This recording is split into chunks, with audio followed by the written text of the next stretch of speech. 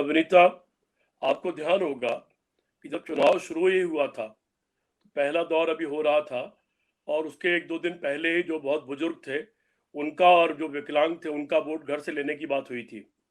और आगरा में पहला ही किस्सा निकल आया था, जिसमें फतेहाबाद इलाके के एक गाँव में एक विकलांग के वोट का विवाद छिड़ा था, जिसमें उसने कहा कि मेरा तो ये भाजपा में वोट डाल दिया इन्होंने। शुरुआत वहीं से हो गई थी और इस तरह की बात शुरू से ही समझ में लोगों को आ रही है। जब ये नया नियम बना, वैसे तो ये अच्छा नियम है कि अगर कोई 80 साल से ऊपर का उम्र का है, बीमार है, विकलांग है, नहीं निकल सकता, तो उसका वोट उसके घर से अगर वो चाहे तो ले लिया जाए। यद्यप मेरी माँ 87 साल की हैं, घर में है, बीमार है, बहुत ज़्यादा बीमार है, उनका वोट लेने कोई नहीं आया, जबकि मेरा घर यहाँ के पोलिंग बूथ के बिल्कुल पास है और ऐसी सड़क पर है जिस पर से हर अधिकारी को निकलना ही होता है, बिल्कुल मेन रोड पर है, लेकिन उनका वोट लेने कोई नहीं आया। तो ऐसे मुझे लगता है सिलेक्टिव तौर पे चीज़ें हुई हैं। दूसरी एक जानकारी इस बार ये मिली मुझे, शीतल जी भी ज़रा इसको कन्फर्म करेंगे कि भारतीय जनता पार्टी के संगठन ने 15,000 से लेके और 25,000 तक वोट बढ़ाए हैं लोगों के, और इसी तरह से 5,000 से लेके 15,000 तक वोट लोगों के काटे गए हैं। ये बड़े गंभीर मामले हैं और ये भी जानकारियां जगह-जगह से मिली हैं कि तमाम सरकारी लोगों के आधार कार्ड ले लिए गए और उनका वोट खुद डालने की बात हुई है, क्योंकि वो नौकरी करते हैं, उनकी नौकरी का सवाल है, उनकी सुरक्षा का सवाल है, वो डर के मारे कुछ कह नहीं सकते। तो ये तो सरासर बेईमानी है।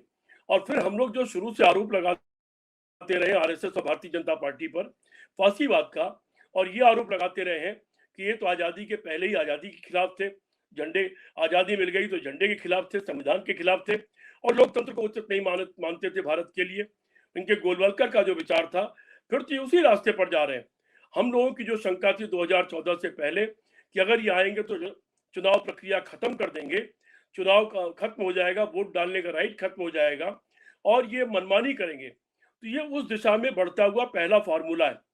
मुझे तो ये याद आ रहा, शीतल जी आप जरा ध्यान रखिएगा, पिछले लोकसभा चुनाव में आपको ध्यान होगा करीब 270 या 72 सीटें ऐसी थी कि चुनाव आयोग की वेबसाइट पर जब उसका रिकॉर्ड आया तो ये देखा गया कि जो वोट पड़े हुए थे और जो वोट गिने हुए थे, वो 270 के आसपास सीटों में उनमें बहुत फर्क था। जो ही लोगों ने इसको नोटिस किया, अचानक वेबसाइट से वो पूरा रिकॉर्ड गायब कर दिया गया।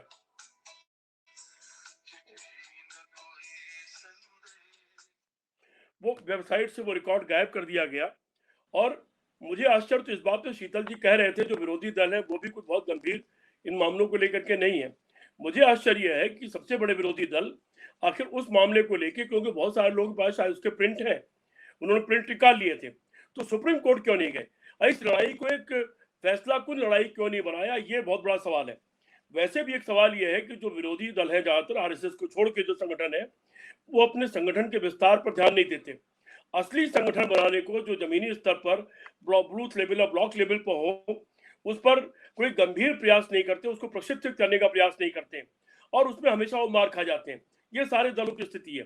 ज्यादातर विरोधी दल के नेता हुल्लड़बाज, अगल बगल नारे लगाने वालों से उनसे खुश हैं, चक्कर लगाने वालों से, और उनकी फर्जी लिस्टों को देख करके, क्योंकि मैं एक संगठन में रहा हूं, मैंने देखा है कि जो बूथ की कमेटियां इत्यादि भेजी जाती हैं, वो चुनाव की जो वोटर लिस्ट है उसको लेकर के बैठ करके बना दी जाती फर्जी तरीके से, और कोई उसको चेक करने के लिए नहीं जाता है।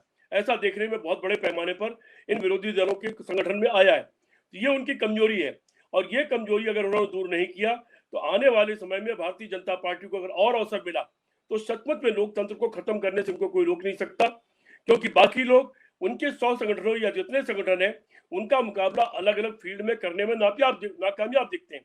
उन्होंने इतिहास लेखन से लेके नाटक, कविता, कहानी, मेहंदी लगाओ, नाच गाना कराओ से लेके ढेरों कमेटियां बना रखी हैं।